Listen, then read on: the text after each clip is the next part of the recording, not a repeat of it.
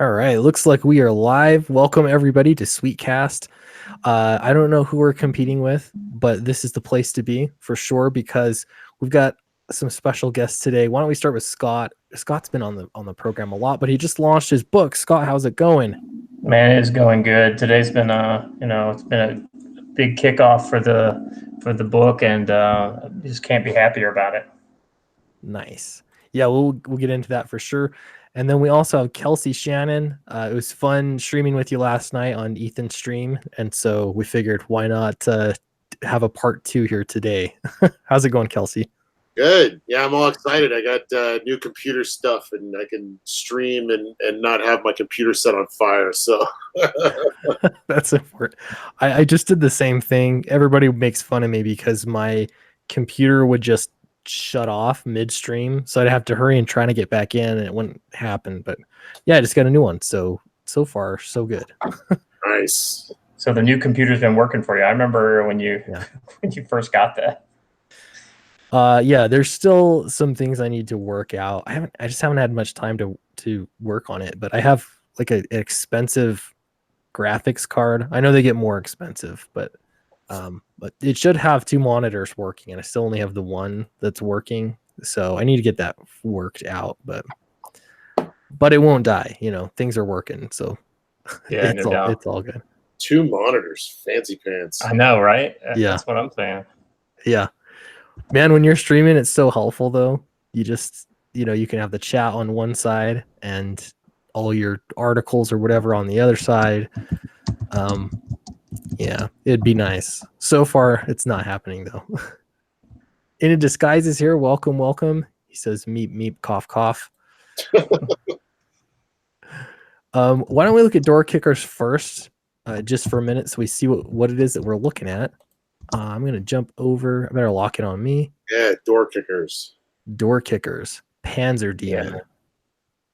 All right, you just barely launched. You're already 31% funded. That's impressive. That's a strong showing for sure. Oh, wow. Yeah, not bad since lunch. Yeah. 555. Yeah. I've seen these like combo numbers. Triple nickel. Yeah. We got to get that to 1666. just for the memes. Yeah, give us a little. We'll get back into this when more people get in here too, but give us a little elevator pitch for door kickers. Yeah, so door kickers is essentially a special operations team that is focused on paranormal and supernatural threats. They take, as they kind of go after those dudes, they pick up and collect magical items. And so, it's kind of a what if scenario if a modern day special operations team had access to magical weapons. If you can see still on there, the guy in the main shot with the gun, his primary weapon is a sword. So you see their magic user in the background there, the cover. So his secondary is his finger. It looks that's like right. Yeah, that's cool. Yeah, I like that you have that supernatural element to this. Like at first you think, oh, this is just it's a military story. It's kind of straightforward, but it's got that whole supernatural aspect to it, which is really fun. Right. And so, I mean, I wanted to build on that. I didn't want to make there are a lot of supernatural elements to this team, but really, going into this first scene, the only thing you really see is the guy casting the blue spell, right? It's a freeze spell. It freezes everybody in the room. And then immediately one of the guys he freezes bursts into flames. So still on the kind of the brick of the team just goes toe to toe with the Burning Man. And then that's kind of what you see there. If you go to Narwhal's cover, that's what that's depicting. Oh, that's cool. Narwhal? Nice. Yeah. I did that a great cover. Yeah. Man, he did the colors too, I take it. Yeah, he did the whole thing. Right. Yeah, the colors are, I mean, his whole style is so unique. Dynamic. Yeah, exactly. Yeah. And he simplifies things down to just like you get the raw motion and emotion. Really, really cool stuff. I'm a big fan. Well, That's the I was really thinking, like, when I wanted to get a second cover, I was thinking, oh, maybe I should hit up like one of these guys in CG that's a big name, and that would help sell the book and whatnot. But when it came down to it, I mean, me and Narwhal are friends, and I just wanted the best cover I could get, name or not, and I knew he would bring it because I've never seen him do this kind of style stuff. So he and I sat down on his channel and did a video where we talked it over, and he actually drew the initial sketches on the video, and so that was a really cool collaboration that we got to do. And he gave us, by the end of the video, he had the thumbnail for this, and then about a week later, he sends me the full color, and I'm just blown away. So I'm super happy with it, and also just the color matching with the other color. So if you look at the two different colors, you got you got orange and you got the blue. So they really set off from each other, and I think it's a great combo package. That's why I really think the both covers tier is the way to go. Yeah, I got the both covers and the print. Can you tell anything about the print? Yeah, that's the thing is I'm like, I know I'm gonna want it. Right. So I've been working. Okay, so did you guys? Well, Kelsey, you haven't seen it yet, but I'll make sure I send you a link. But one of the things that I was doing to promote the book leading up to the launch was a 10-page backup story from a few years back that I did. And the original artist is this guy named Doug Franchen, and he is from Brazil, and he is very busy these days. And that's one of the reasons why he's not involved with this story. But I've been in touch with him, and he's going to do the pinup. So he hasn't had a chance to really sink his teeth into it. So I think I'm going to do a Beauty and the Beast. We've been talking about themes and ideas for it. I'm thinking Beauty and the Beast. I've got a female character. Her name's Jigna. She's a real, athletic, hot lady. And then you've got Stillin, who is just a total brick and, a piece of work. So I think I might juxtapose those two. And that guy is just a really talented artist. So I'm looking forward to what he does. Nice. Well, it looks really good. We'll check back in on that for sure. But I better post the link too, because I'm professional around here. Copy that link. I'm gonna post the link. Do check it out for sure, because I backed it. Looks really good. I read your 10-page, I don't know, zero issue or the teaser. Yeah. And it really caught my interest. So I'm looking forward to getting my copy. Let's see. And then we got Ted Lehman here in the chat, and he did that cover for you, right? Yeah, he did the blue cover, man. He just knocked it out of the park. Man, Kelsey, I don't know if you know Ted Lehman, but he's amazing. He's been doing fan art, like he'll call it fan art, and he's done a piece for me. He's done a piece for Eric Weathers, and I know Scott, probably a few others. But every time they're beautiful. It's like amazing. I can't call that fan art. It's gorgeous. No, it's not. Yeah, I mean, that's his calling card. I mean, I've been doing this like before all this. We had message boards, and like the guy Shane Glines had his message board of a lot of artists from that went on to other things. But man, if we had like a system like that where we could have gotten jobs through posting online. I mean, we did kind of, but man, it's so much easier to do that now, man. You just start posting it out there and linking people and getting people's attention. I mean, this is an exciting time for that. Well, Kelsey, I think you and I are probably close in age. Yeah. And it's so easy compared to when we were coming up to reach out and get a hold of and get to know these comics pros. Oh yeah. And all it takes is the right guy seeing the right piece of work, and he says, wow, that guy's going to do a freaking pinup for me. Or, they just pull the trigger just like that, especially in Comicscape, because we don't have corporate overlords. We could, it's the way I decided on Ted was he did this fan art for me. Fuck. Let me actually. I literally have it right here. Let me hold it up. All right. Can you see this? Got a glare. Let me see. Lift it up a little bit more. Like that. Kind of go upward, like raise it, just so we can see the bottom. There you go. Oh wow. Yeah. So he did this and he sent it to me, and on the strength of this alone, I said, "Dude, you're hired. You're going to do my cover."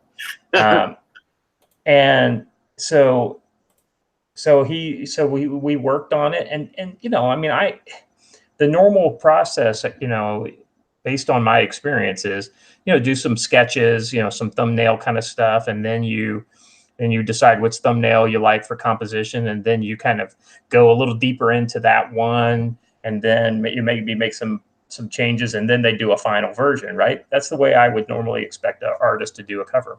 Yeah. He did like 3 full-on versions. And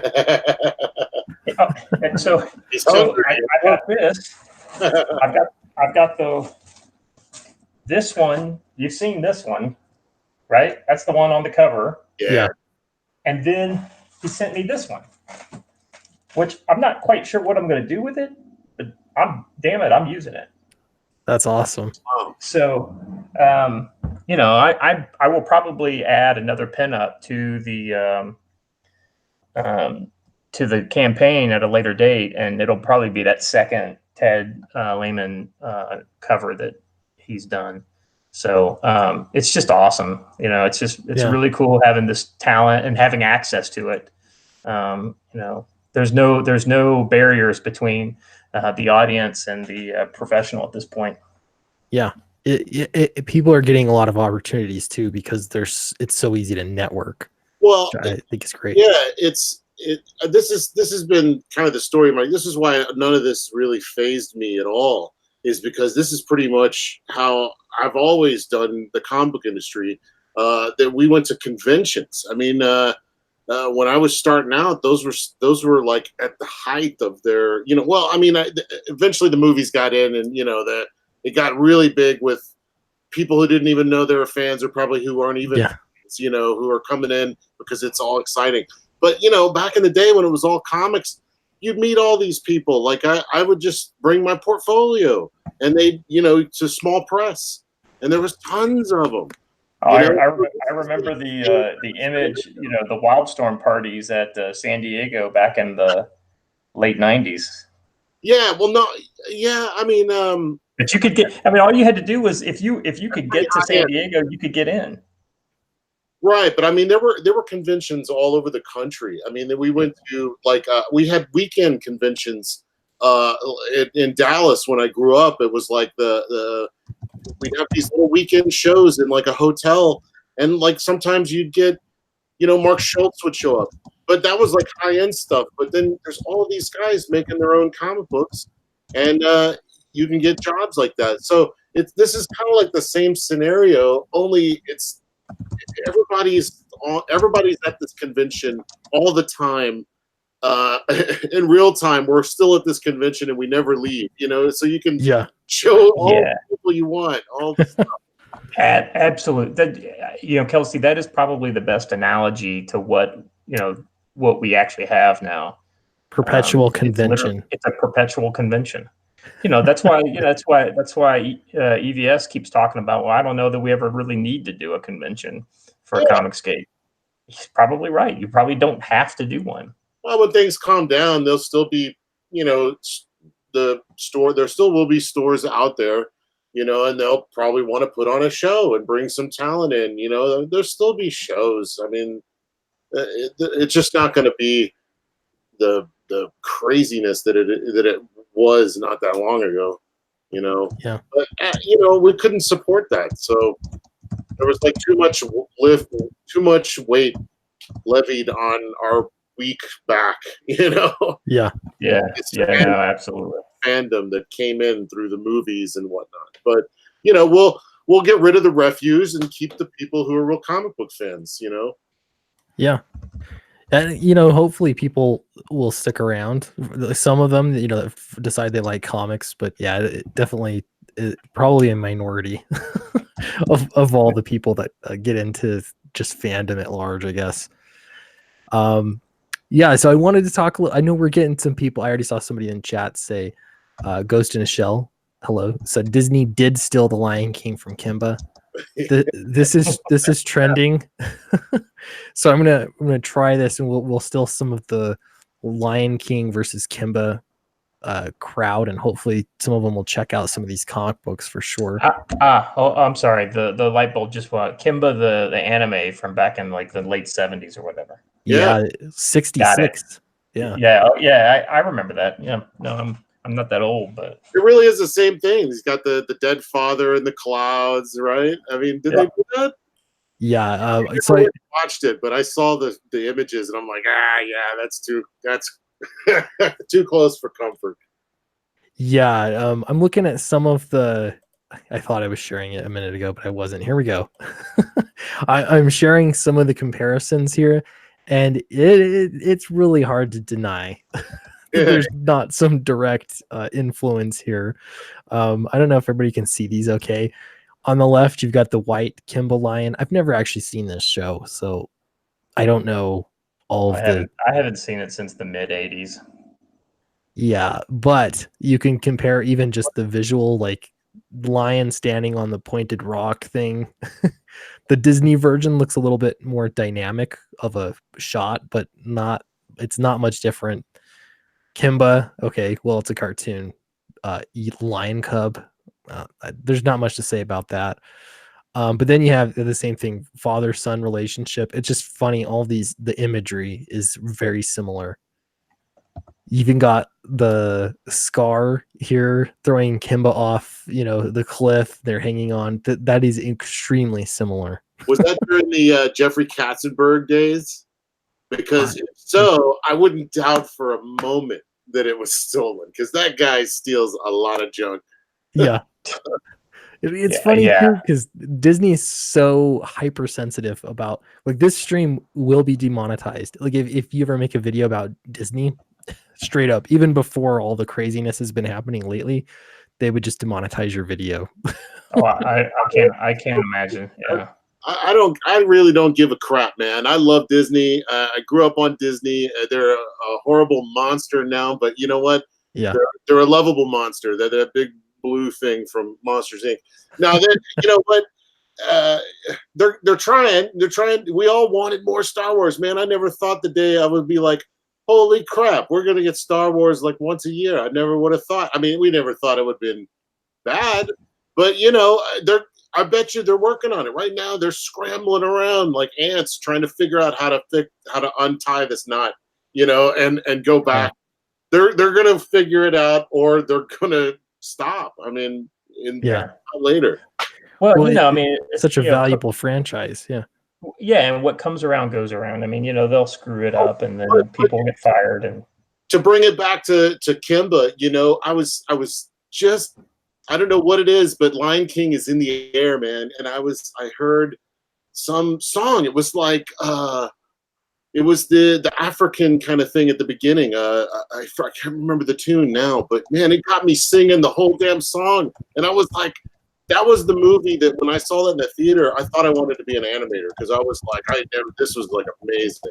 Yeah. And so, maybe it's unscrupulous, but damn, they did some great work with it, Yeah. So, well, yeah. I mean, thief, man. When a bank robber robs a bank, you're like, man, I feel bad for that bank. But then you hear how they did it. They did some cool shit. And you're like, well, yeah. Oh, hey, good for you. We need to make a heist movie. Yeah. Disney heist movie. Yeah. Well, they made a lot of, and it seems, especially during that time period in the 90s, it was like one hit after another. Like Disney couldn't do anything wrong. Every single movie did amazing, and it's been a classic. Well, it's all derivative. Yeah. If you think about it, all the classics are rips-offs of classic fairy tales and lore, and it's all rip-offs. Yeah. Well, yeah, Little Mermaid is a perfect example. I mean, that wasn't original. That's an adaptation. Right.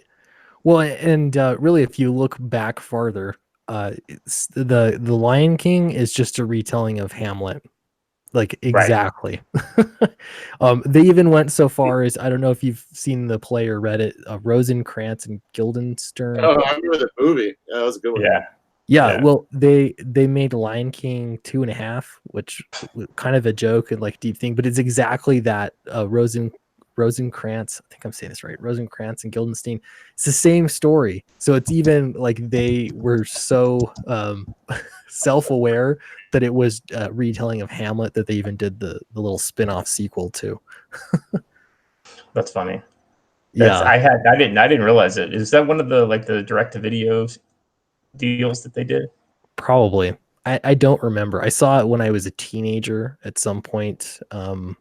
For a class that I was in because we read Hamlet and then Rosencrantz and Guildenstern, and then you watched A Lion King 2.5. So it was like, oh wow, this is really interesting. But of course, that you can steal that kind of stuff because it's public domain. You were looking at that in college. They were like showing you that as a part of a course. Yeah, it was high school. It was my senior year in high school. Yeah, Oh, it was high school. yeah. Yeah, it's just interesting. When did you go to school? What was high school? What year? I graduated in 2005. Jeez. So yeah, I'm a youngin. I'm trying to think if they were trying to, warn us of corporate America when I was in school. I think everybody was pro corporations when I was in school. Yeah.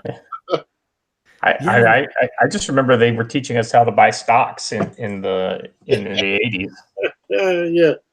Yeah. I mean, when I was in elementary school, we did this. They brought us to this whole special thing that showed us how to run businesses and cash checks at the bank. Like Oh yeah. what is it? What was it called? It's like a little junior enterprise or something like that. Yeah. So they were teaching you how to be, capitalist, good capitalist, stand-up citizen. Yeah, I need had to keep doing that. One class like that. They got to do more of that kind of stuff. That's important, basic stuff. Yeah, we have junior achievement. Yeah, that's it. Junior achievement. Yeah. So apparently, some of the writers that worked on The Lion King actually addressed the controversy here. It's a rehashed controversy, and I don't know how much of a controversy it is, or really how much of it is just kind of gawking it. Oh, that is interesting. Those are similarities. I've not heard of any lawsuit or anything like that. It's just the internet doing what it does. Let's see. So here's a response here. It was never discussed, and there was no intentional parallel ever made that I was ever aware of. Minkoff said, no one brought it up, talked about it, discussed it. Nobody mentioned that there was any similarity. It was only after the film was made that people said, hey, this is based on Kimba. And then they showed the parallels, and they were not insignificant. And so it gave everyone pause. I think to look at it and go, wow, there's a lot of similarity, but I don't think it was ever done intentionally. So this is a good question too. Like, how many ideas really are there? If you're going to make a movie about lions in Africa, you might have some of the same imagery because that's what Africa looks like, right? Is there an argument to be made there? Well, maybe even as far as the this has happened on many occasions too. Like Alien, for instance, like Mario Bava made this movie called The Planet of the Vampires, like back in like the 50s or 60s, and there's stuff in that mirrors shots and visuals in Alien like perfectly, but everybody swears up and down no, we didn't even know this existed. In fact, I didn't even know it existed. Like it was kind of like one of these lost gems, but the similarities are striking. Just like this. But I'm sure those situations are real, but man, I just don't know how. Look at that. I know. I know. Yeah, you hear that explanation, it's like, okay, I can see that happen. Then you look at you look I at the know imagery.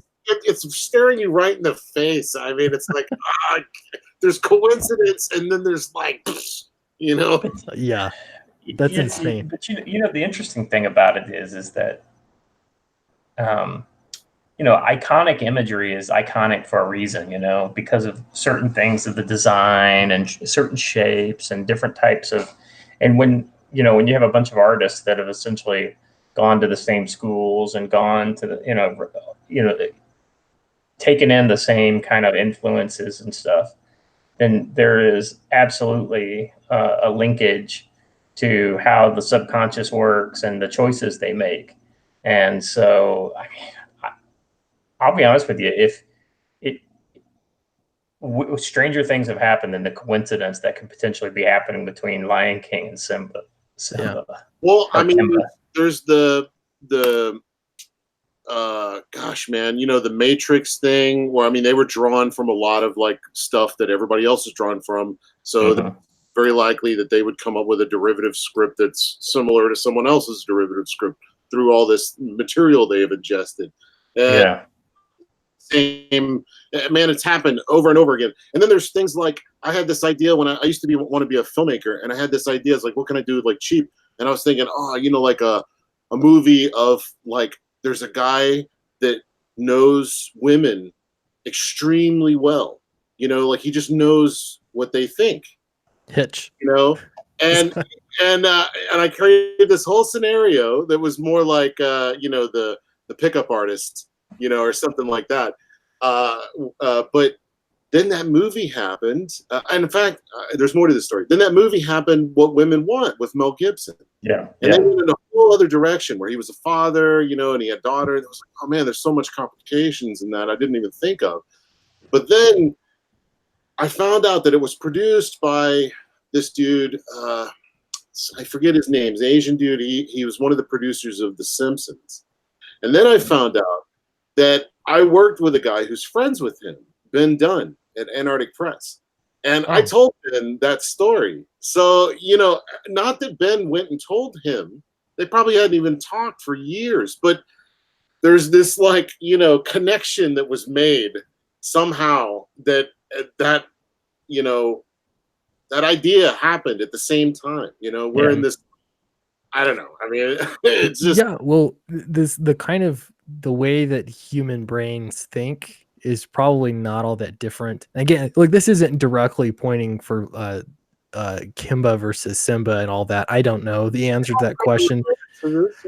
But yeah, like if you've seen any of those, I can't think they're called. They're like illusionist acts where they will they'll get you to say what they want you to say essentially.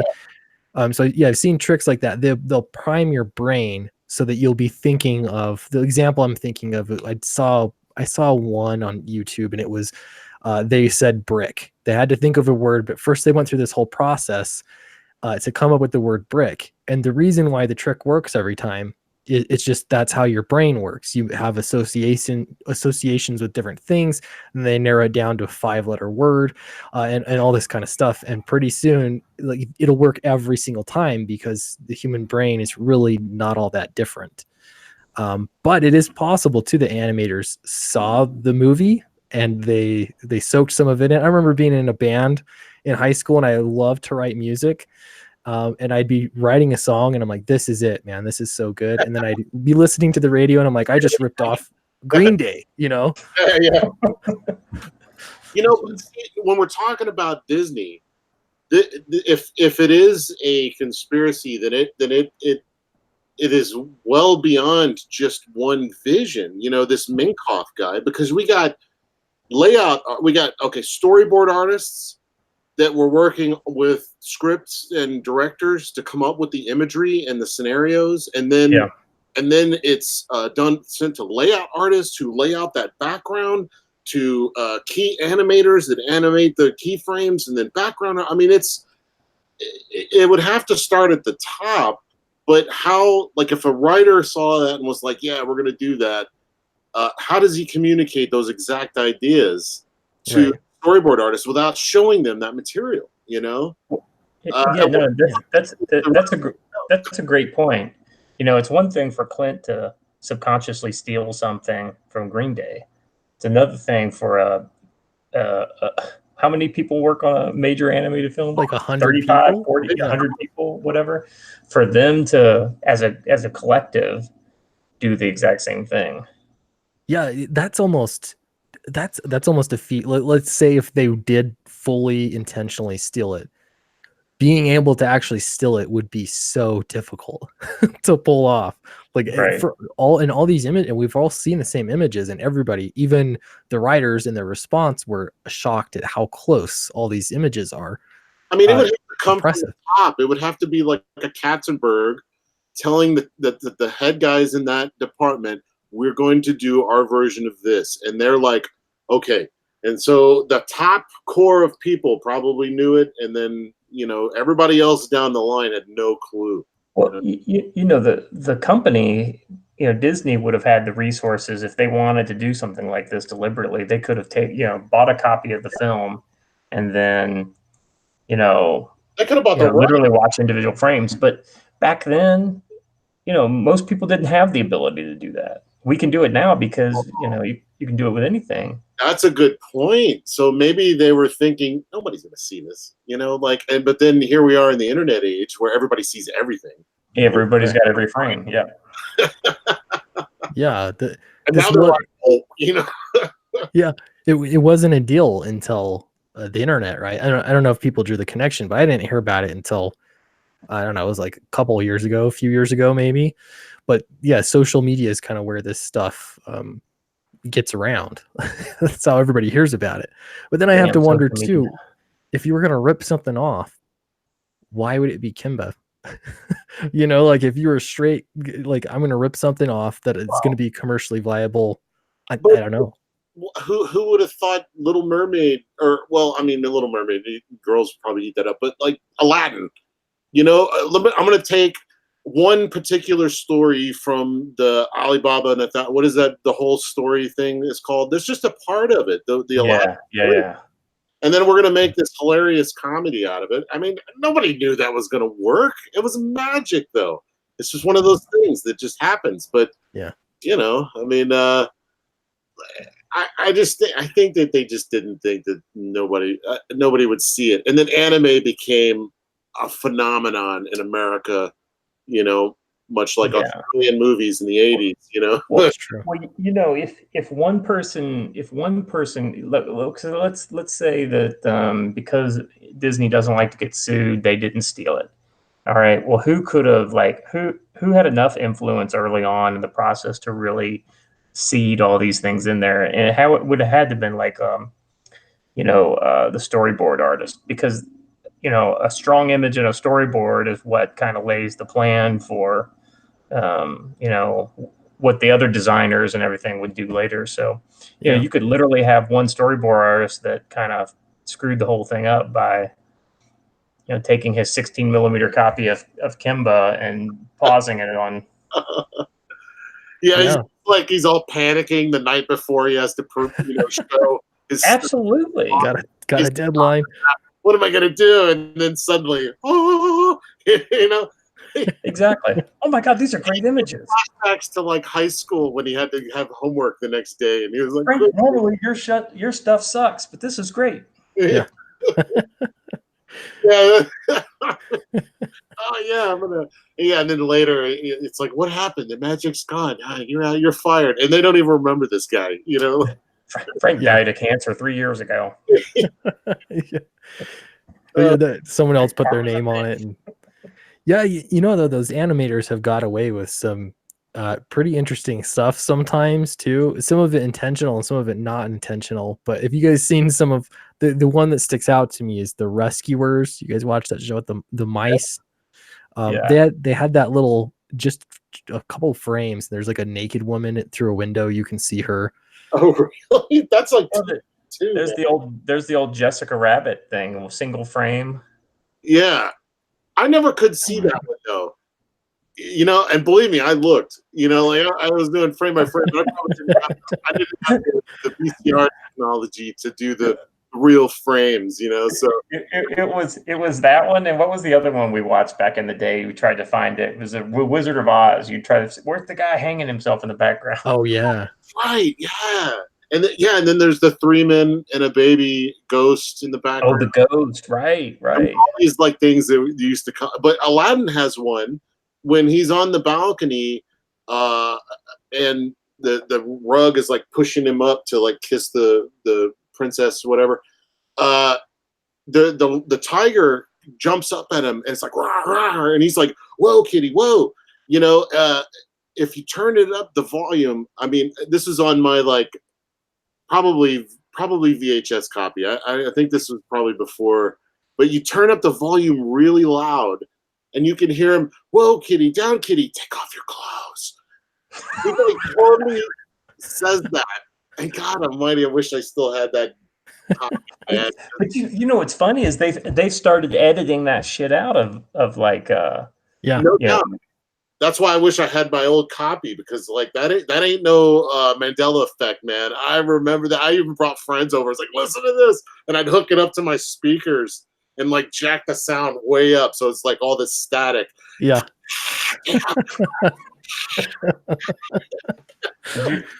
Well, it's like the Little Mermaid and the erection. You guys hear about that one too? That's another one.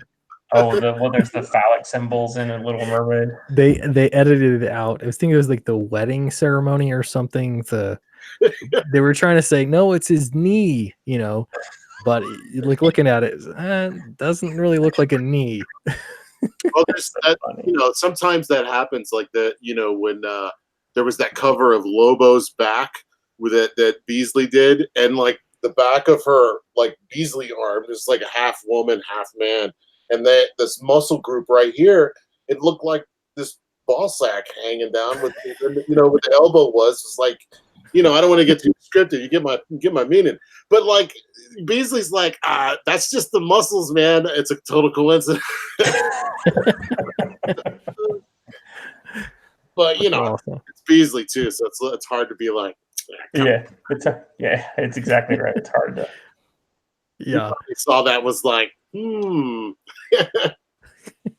let's go over.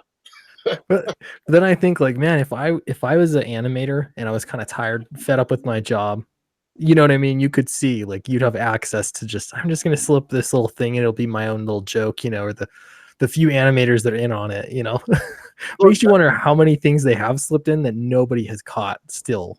That's exactly what it is. Look, when I had little stints with animators, and like they're a weird lot, man. Back in the day, they used to compare how awesome they were by how many feet of film they were. It was like, oh man, I did 25 feet today.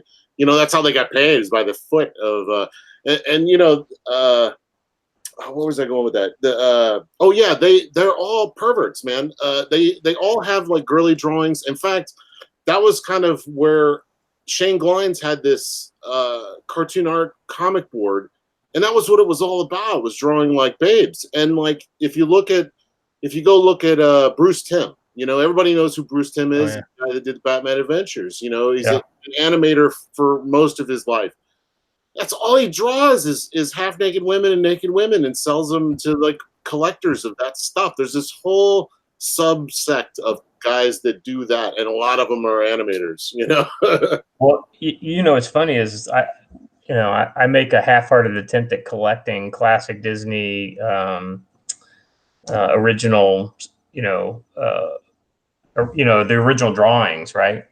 And every time I go to heritage auctions and start going through there, invariably in one of the Disney kind of sets will be like a nude, like Disney nude drawn by one of the 9 wise men or whatever, and dirty old man. the 9 dirty old men. I mean, that's absolutely right. It was. Yeah. Well, yeah, kind of getting into ripoffs. I think blatant ripoffs. We're only slightly transitioning here, but yeah, you got to thinking about this. There are like, for the similarities between The Lion King and Kimba. If Disney was like, "Oh yeah, man, we totally ripped it off," to me, they're still in the clear. Like they've changed enough, like that it doesn't matter. It would it just wouldn't matter at all. Yeah, they could say, "Oh, it was clearly a big influence on us," and Yeah. you know, that said, we would never copy their work. Right. Yeah, I don't know. I got we were streaming on Ethan's channel last night, and had a little discussion afterward. I got thinking about some like intellectual property that I want to make knockoffs of. I want to do Tomb Raider. I thought of this whole idea. I saw your tweet today about that. Yeah, Tomb Raider flat Earth. It would be awesome. So That'd be good. Flat Earth, flat chest. No. Well, that would take all the fun out of it. Yeah. Yeah, that's why I'm like, you'd have to just make it a blatant ripoff to make it the same thing. So just change a few names but you go back and it's really Tomb Raider's Indiana Jones, right? Yeah, it's exactly right. Yeah, so I don't know. Yeah, she's rich, and a she. Batman. Yeah, I mean it's like any of this stuff.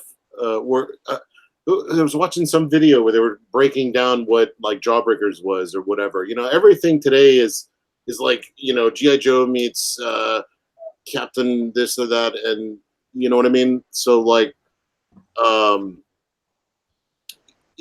were we going with this? It's just the ripoff factor. I mean, yeah.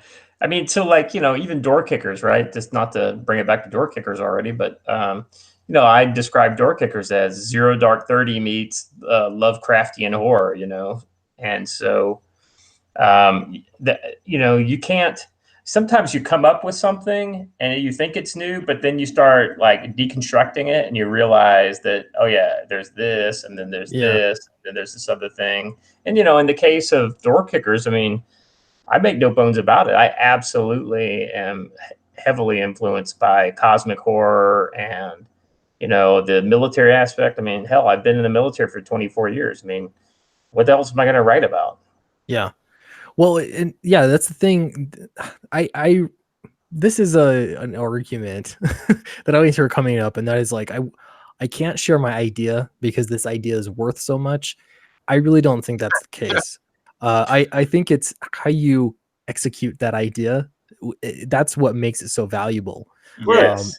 And if you can't do that, I don't know. Then it kind of bothers me when people keep so tight wraps on a story, because it's like, if someone's going to take it and do a better job than you, then they're just going to do it. Hiding that idea it's really not that valuable. Shouldn't you want them to, if they can do a better job, shouldn't you want them to? Yeah. Well, yeah. I mean, it keeps you on your toes. Like, you've got to do a good job with your great idea. Speaking of, it's inspired by, and you should be flattered by it, especially if they do a better job. I love it when I see something that somebody's done, whether I told them or not, and they went and did something, and it's like, man, I never would have thought of this. That's great. Yeah, absolutely. And vice versa, they would have never thought of what I would have come up with. So, right. Yeah, because your life experience, everything you're bringing to that story, it's gonna be different. Yeah. Even though there are some themes that might cross. Yeah, absolutely. Looks like you got another backer. I know, right? 3 backers now. It looks like they bought in at the 2 covers tier, man. That's the one to get. Yeah. I mean, I unless you're into the pinup, and then in that case, go for the pinup. But for the best, value for money, I think the 2 both covers. Look at me. I'm a terrible salesperson. I'm selling the lower price point. So by the way, speaking of tiers, let me just talk something on tiers here real quick. Sure. A couple people have asked me, is the price on your digital, is that correct? Because it's the exact same price as the signed copy, signed comic. So the idea behind that is the Door Kickers digital is for primarily foreign audiences who don't want to pay the shipping. So the idea is that the primary product is the book, the physical book. If you want to save, shipping, go ahead, buy the digital copy. But ultimately, the experience I want people to have is that physical book. And so that's why the digital is $25. So it does not undercut that, Yeah. the primary product, which is the book. Yeah. And digital, making a digital copy ensures that it will be pirated. And so I don't know, it's one of those things, like there is actually a cost to having a digital copy that I think a lot of people don't think about. I'm still not sure. I did a digital copy. I don't know. It's Well, tough. so my thought on the pirated piece is that, I mean, if I were selling thousands of copies on the Kindle store or whatever every year, then I would be leery to put a digital copy out there in something like this. Yeah. But I'll be honest with you, piracy at the sales numbers that we're at, I think it's for the better. People are going to get it. They're going to be like, "Oh, this is awesome." Yeah. And so I've actually, I'll go check out some of those sites, when I'll have books come out just to see if they get pirated. And most of them all do. And so a couple of the sites have little ratings like, Twitter does, where you can you like it basically. And yeah. and I'm always like, how many likes did my pirated book get? And it'd be like 7 likes. And, you look over at Marvel, it's got like 1 like. And you're like, Yeah. That's awesome. yeah, that's a good point. right. I mean, get it out in front of as many eyeballs as you can get it. Hey, Yeah. so we don't have a huge crowd in here, but for the people who are here, I thought I would share something new. I know the campaign has just gotten kicked off, but right before we went live, my colorist actually sent me the color flats for pages 4, 5, and 6. So I thought I'd share those with you guys. Yeah. Nice. So let me share my screen. Got it locked on you.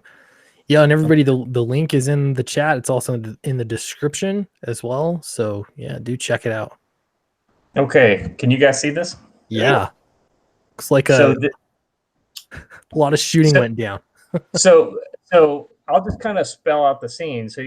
So the scene right before this, the door kickers kick in the door, right? So bang, they come in, and the magician guy, his name's Marius.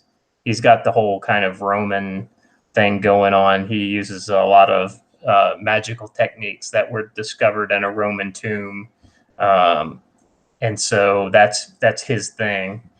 He even has a magical breastplate that he wears. That's what that black, breast looks like. Russell Crowe's armor from Gladiator or something like that. Anyway, so as soon as they bust through the door, they had to shoot a couple dudes because that's what you have to do. And then he immediately casts a freeze spell, and so he freezes everybody in there. That's why they're all just standing around like a bunch of mopes. But in the second panel, you can see the kind of flashing light. That's what those white sparks are there. And then it goes into panels 3 and 4. And essentially what this freeze spell has done is activated a curse on one of these minions, like the little, henchmen. And the curse basically transforms the guy into a flame minion, which is a kind of this minor demonic kind of possession. And essentially the guy's body bursts into flames and it begins consuming itself. He remains alive and is in a maddened berserker state. So as soon as that goes down, Stillen, he's the big brick of the team, jumps in to kind of take him on. And essentially they're gonna hold that room down, and the other two are gonna move on to the next thing. So let me go to, let's see. Who's your artist and colorist? So they're both from Indonesia. My artist's name is Ian Waryanto, I think. I've actually never spoken to him, so I have never heard his name spoken, but I'm pretty sure that's how it's. And he's actually done some art for Alterna, so he's been around a little bit. And he and I have known each other through Facebook for years, and so we always talked about wanting to do something together. And so here we are. So moving on to page 5, and the rest of the team is kind of going through. Jigna, the female of the team, caps this dude through the door, and then they enter into the ritual room. So there's a dead body there.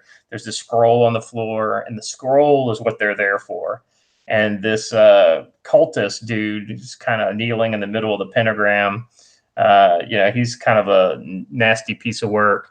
And they're basically trying to say, hey, don't move, and he's starting to get pissed off here in this next page. And she's focused on the scroll, and essentially the guy at the bottom saying, listen, the scroll is the main thing, don't worry about the other guy. And so literally the next page that I can't show you because it's not done, the guy standing in the panel 3 there caps him right in the back of the head. So I said, don't worry about it, kill him. He's provoked. So that's what happens when those guys, you don't know what they're going to do. You got to protect yourself. Yeah. So that's these pages. These pages will probably be done later this week, and as soon as they're done, I'm going to put them right into the campaign page. And so as we get things done, we'll be updating the campaign. And Eric Weathers, the official CG letterer, is lettering this. And so eventually when we get his letters back, we're going to so it'll be the first 6 pages with the letters and everything available for people to see on the campaign page. I like this kind of like Hellboy vibe, the flat colors and the heavy blacks. So I really like these too. I mean, I'm we're not going that way, but I would almost be tempted to see what it'd be like to have the whole story like this. Kind of the way comics were back in the 80s. Yeah. I mean, with the flatter colors. I dig it. I mean, it's, but it's kind of like one of those things where I think people like it more than they think they do. For a while there was all that computer coloring, it's very flashy, and but we lost clarity, of storytelling. And with that stuff, and he's even drawn it in almost a symbolic way. What I call cardinal directions. He's looking straight down, left, right. It's very clear when you do that kind of stuff, and then the coloring being flat, it's just totally readable. Yeah, I mean, I miss those old school colors. Yeah, no, I absolutely, and I like the color palette she's using. It's brighter in the page where you got the guy with the spell light coming out of his hands, but then when they leave his area, it gets darker again. They still have their nods on, so you could the area reads as being dark, so they would need the night vision. So I'm really happy with the colorist. I mean, just look at the job she did on the cover. I mean, the cover is unreal. Yeah, it looks really good. This is my problem, is there's so many comics I want. So many good indie comics. I want to show off Kyle Ritter's campaign a little bit. Because I know, like, for him, and he said this on Twitter today, it's difficult to get around and promote because he's deaf, and so YouTube is not a great medium for him. Yeah. So yeah, I mean, having said that, he's still kicking butt. He's doing really, really well. I'm gonna refresh this and see where he's at. Yep, 29,000. So his campaign has passed mine. Yeah, it looks really good. How is somebody so talented? He's just one of those guys, like the 90s was chock full of them guys that would come out of nowhere and just like, whoa, like Stephen Platt, like, what, like, what are you doing? And he's one of those guys. Yeah. It's like, whoa, where the hell did you came out? You just like popped out fully formed. It's like Dwayne Turner was that way for me. Like, when it's like I saw him in the X-Men one month and I was like, where did this guy come from? Yeah. Yeah. There's, so it's fun to see that kind of thing happening where you're just so many variety of artists that for one reason or another have been neglected, so now they're getting a little spotlight. It's kind of nice. Yeah. I've heard this several times since I started this channel. People that have said like, oh, I had to deal with Marvel to do comics, or I started doing it a little bit and then I never got a call back or anything like that. But I look at their artwork and it's amazing. Yeah. Ethan was really smart to nab Kyle up to do his colors. But yeah, speaking of color, like just the palette that he does, and I've heard him explain this, or I've seen him explain it on Twitter before, in that he'll choose a color. He does storytelling with color, so it's not necessarily that, this is the color of the world right now is red. It's that it's conveying the right kind of tension and emotion, fiery and all that kind of stuff. So it's really cool to see him draw around that as well. So he's got the whole package. Well, his pencils are great, though. I mean, this as great as the color is. I mean, these would be great with no color.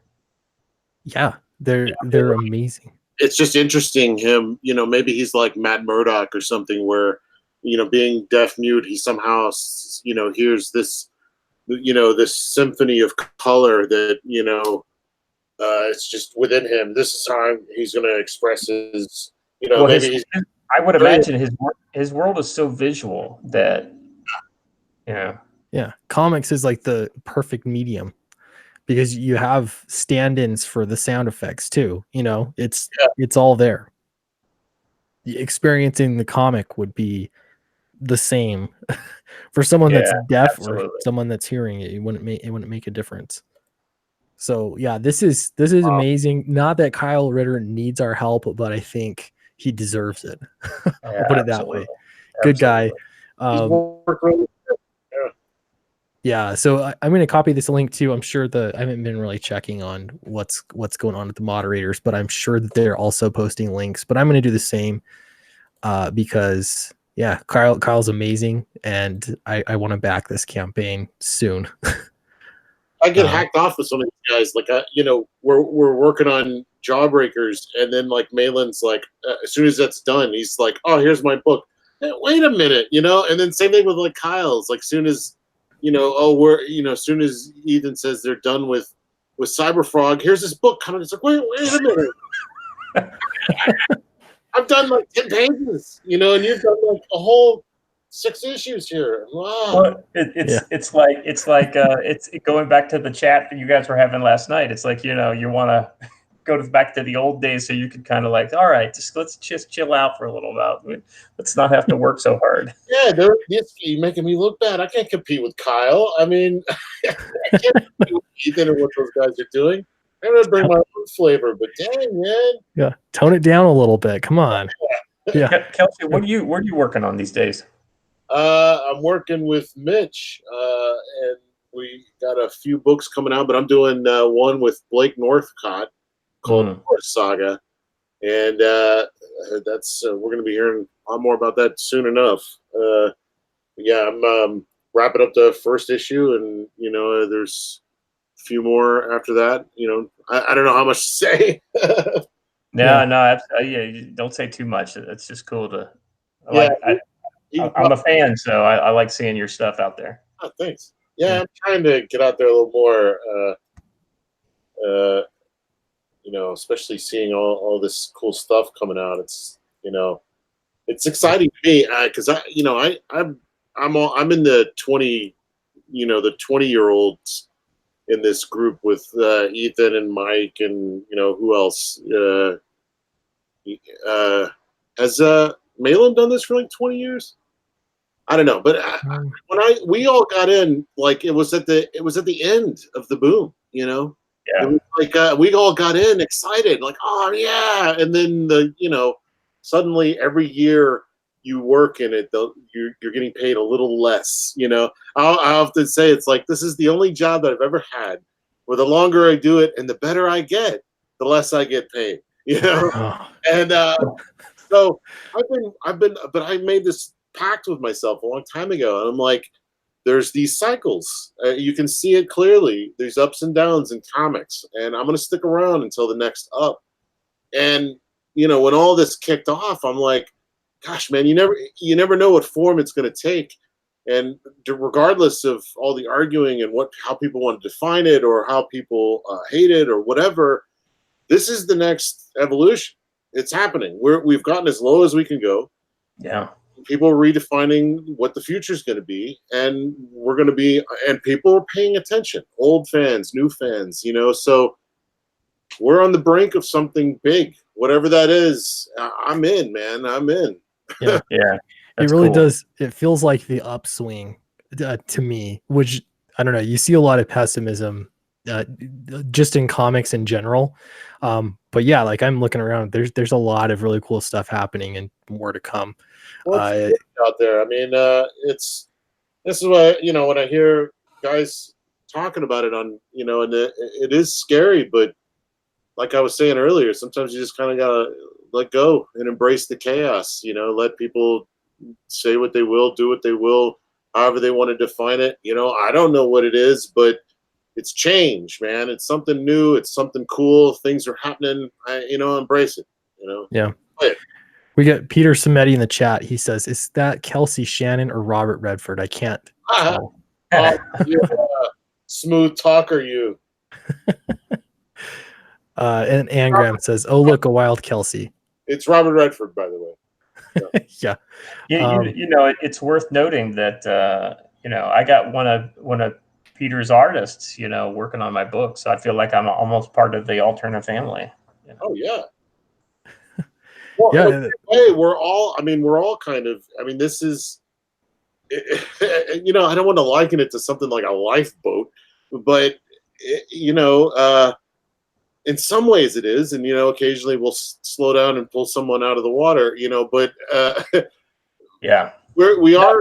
No, that's a great analogy because and then that kind of dovetails nicely with Malin's. So it's a lifeboat, and if we're going to get back to shore, everybody's got to get an oar and row. But yeah, I mean, that's how it was, though. I mean, here we are in year 2, phase 2. You know, and you look at the success of Peter and Alterna. For one Oh, thing, didn't he it's just amazing. get 11? Did I hear that right? You know, I mean, that's just great. We need to get these things out in front of as many eyeballs as possible, and remind people that this is the great American art form, and it's here to stay. You know. Yeah. Yeah. And then there's still I mean, people love comics. And I made a video about this and I posted this morning, but people are buying back issues, you know, if they don't like the current stuff coming out. Or, you know, a lot of people too have been into comics and they're taking a break. And all it takes is for them to get reintroduced or see something that excites them, they're in. And so I don't know, there are a lot of exciting things happening. And Peter's mentioning another one here too. He says talking to 7-Eleven, they're interested, got into Sheets. Hopefully the Sheets deal helps persuade 7-Eleven. Yeah, that would be huge. Like just getting out to as many people as possible. Yeah. We gotta find a American vendor to supply brand new metal spinner racks. Yeah, I've looked on Amazon. I really want to get one. They're really expensive. Yeah, they are. The cheapest one I've seen is like $100. I guess the modern equivalent for these stores is probably going to be those cardboard standee type. I mean, those are cheap. Any store can afford to get one of those, or you know, you can afford to, you know, or whatever your situation, I guess. Yeah. But man, I do miss the old spinner racks. But they tore the crap out of comics. Let's be honest. That's why I always kind of like cringe a little bit when I see Ethan and his like Fantastic Four and X-Men collection just sitting in a spinner rack. Yeah, you've got the points of contact that get a lot of wear. I know. That's exactly right. Even with the boards and the bags.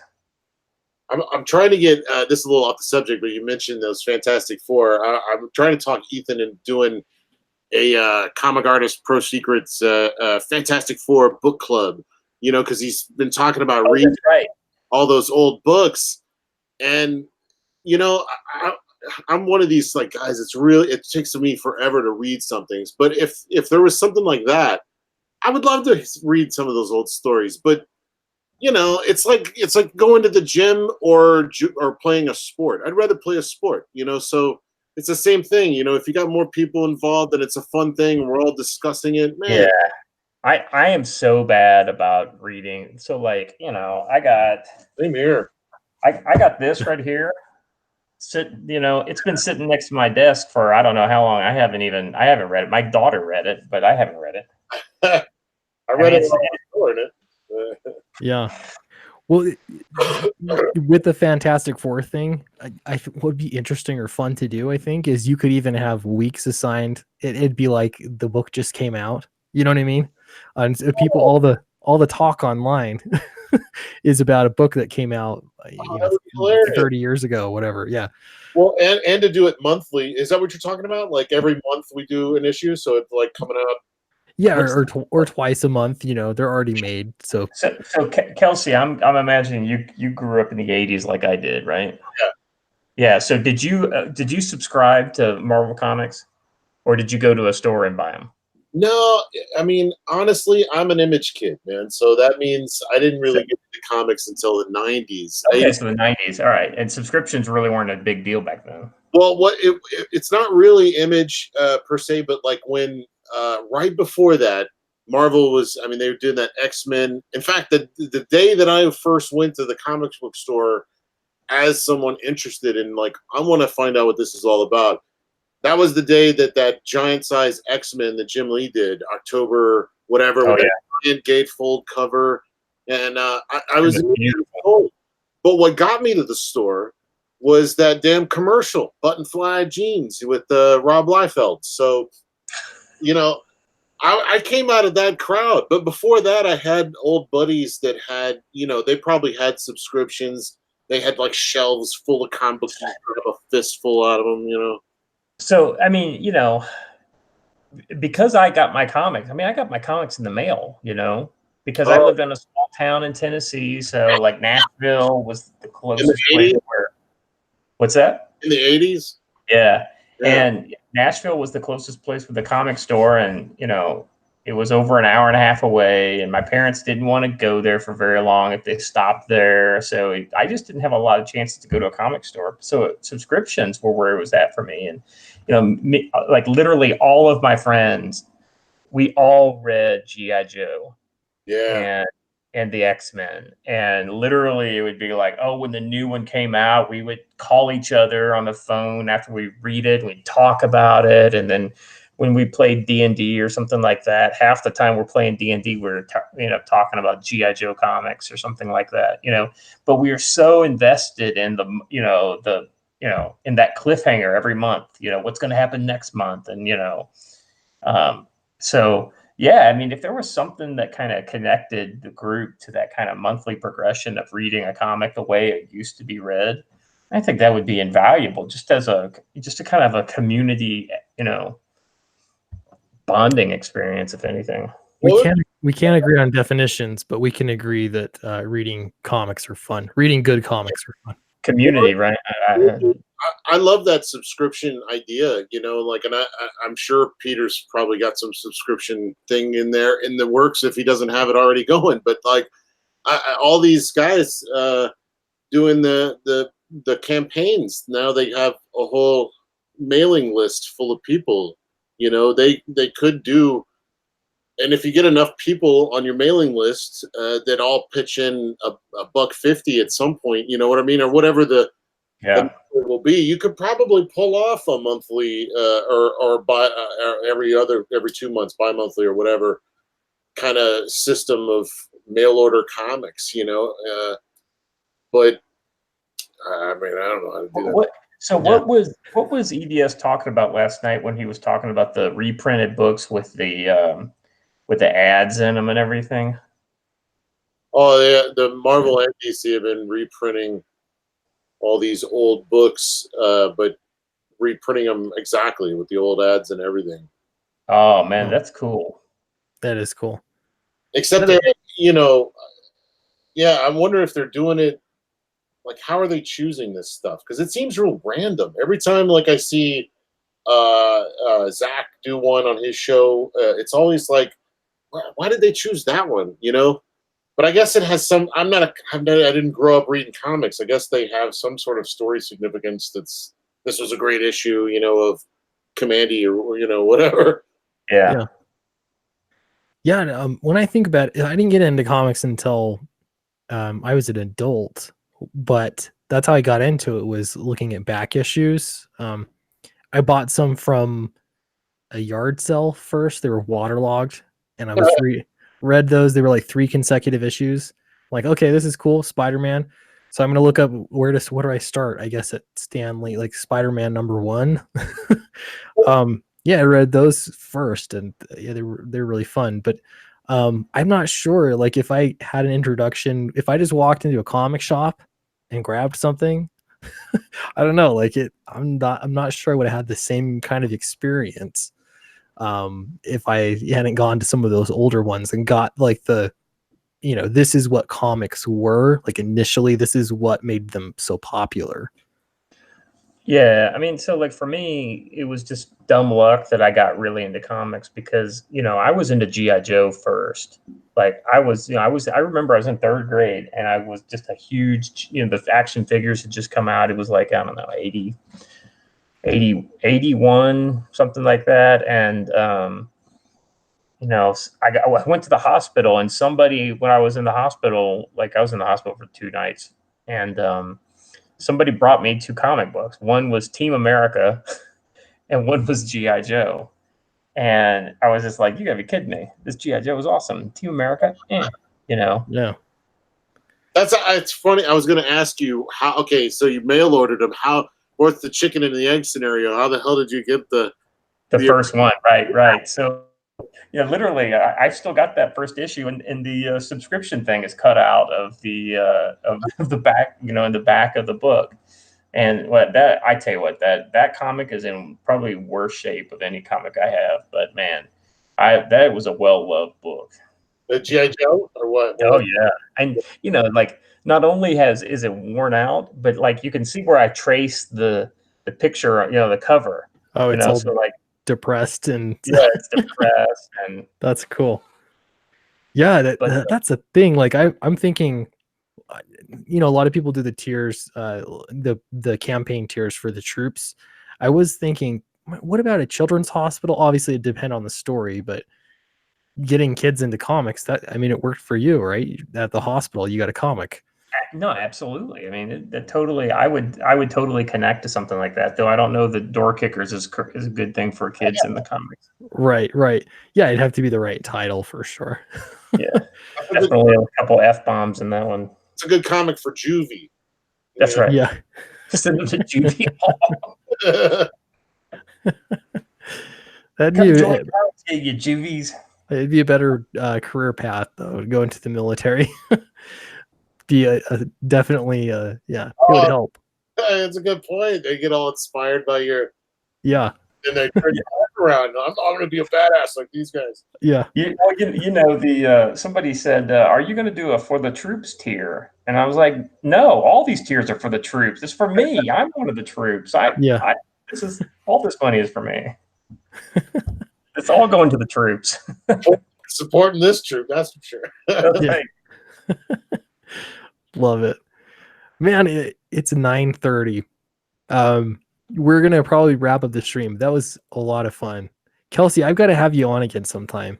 Yeah, man. I'm trying to get out in here more often. So, for good or bad, people are going to be seeing a lot more of this hairy thing. Nice. Yeah, it's a lot of fun. Scott, it's always fun too to have you on. I'm going to share again. Well, let's look at your campaign. Let's see. Did it go up any? Yeah, this is always nerve-wracking for me. I'll take 30, anything. Hey, another backer, 31 backers. And that's the big tier that they got, so that's cool. Nice. Yeah, he loves hearing how the inspiration behind that. Some sweet old GI Joe comic stories. And I sent the link and a short message to Larry Hama on Facebook Messenger today. So he and I have gone back and forth over the years, and I wouldn't say that we're friends by any means, but I was able to get Chuck Dixon to share it, so why not Larry Hama? I had a sword fight with Larry Hama in a hotel room in New York City. Oh wow! 2004-ish, I guess. That's another story. Well, wow. He's one of those guys where I know he's on the other side in a lot of ways from CG, but man, he doesn't really understand what's going on. So, I think so too. A lot of those guys just see a bunch of Trump supporters and they're just like, he doesn't have any time for it. It's like, who gives a damn, you know? So Yeah, well, yeah, Yeah. that's exactly right. But you know, he's the guy. But no matter what, I will always reach out to him. I will always read his books. You know, it doesn't matter because he's Yeah. not what we're worried about in comics today. Right. I love him. Yeah, he's Yeah. whatever.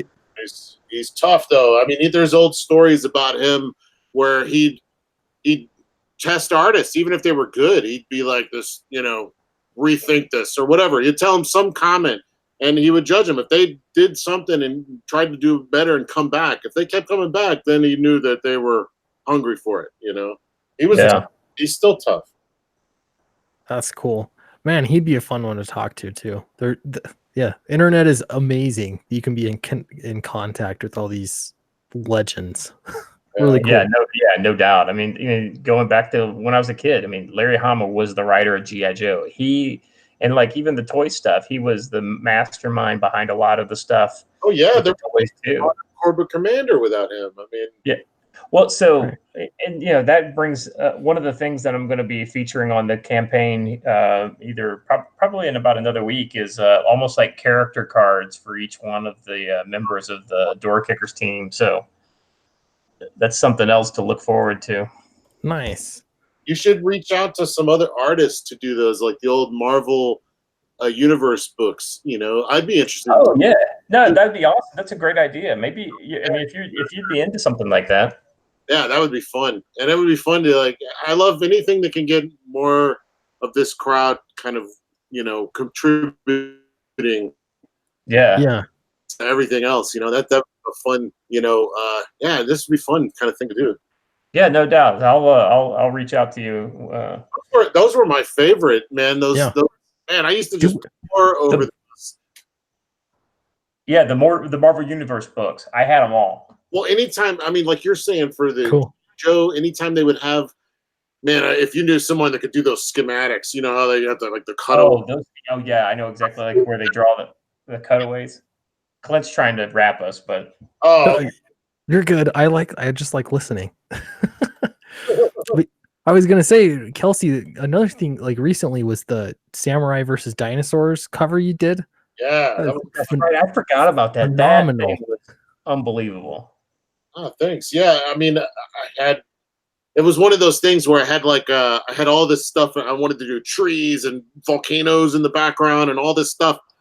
And I got down to the wire where I've just been looking at it for all this time, thinking like, how would that look? Sometimes you got to stare at it forever. And then finally, it was like, what's the? I mean, it's samurai, you know, and dinosaurs. It's like let's just keep it simple, you know. It's just those two things clearly communicated. They don't need all that extra crap in the background. It's clean though. Like it looks good. It's a strong design, yeah. Nice. Cool. Well, thanks for joining us, guys. Everybody, please check out Door Kickers. Check out Star Blades as well. And we've been dropping links. I know links are in the description here for the video if you're watching it later. Thank you, Scott. Thank you, Kelsey. Really great talking to both of you. Yeah, awesome. Absolutely. Thanks for having us. No problem. And we'll see y'all next time. Bye-bye.